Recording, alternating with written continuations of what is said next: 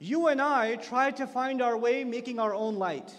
But then Allah gives His light. Allah's lamp is the sun for us. That's not the light we turn on. That's the one Allah turns on. That's the one, we don't pay the electricity bill for the sun. You know, there's no oil being used up to light up the sun from us.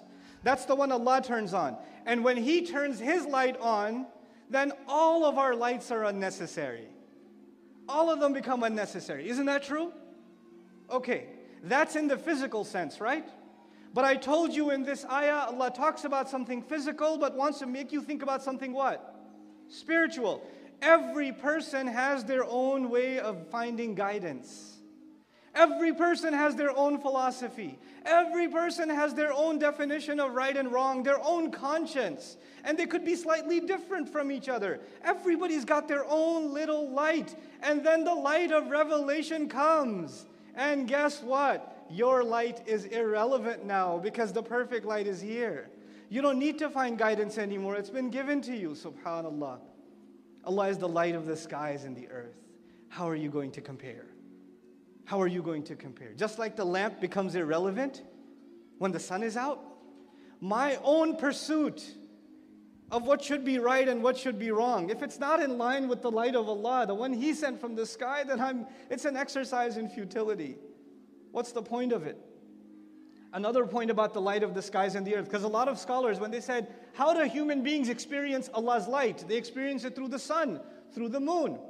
You know, one of the interesting pieces of poetry I found is this guy was trying to butter up the king. You know, a lot of poetry is about sucking up to kings. So he calls the king, Anta Shamsu, wal muluku kawakibu. You're the sun, and all the other kings are just stars. Now, why did he say that? Because when the sun comes up, who goes invisible? The stars. When you're out there, I don't even see any kings. They're like this. They're like, you know, the stars. And the only time I pay attention to them is when you're not there. Otherwise, you're the sun. That's the idea.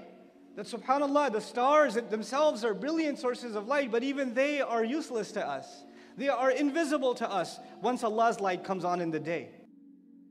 بسم الله الرحمن الرحيم الله نور السماوات والأرض مثل نوره كمشكاة فيها مصباح المصباح في زجاجة الزجاجة كأنها كوكب دري يوقد من شجرة مباركة لا شرقية ولا غربية يكاد زيتها يضيء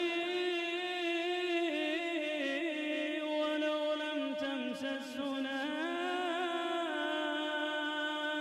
نور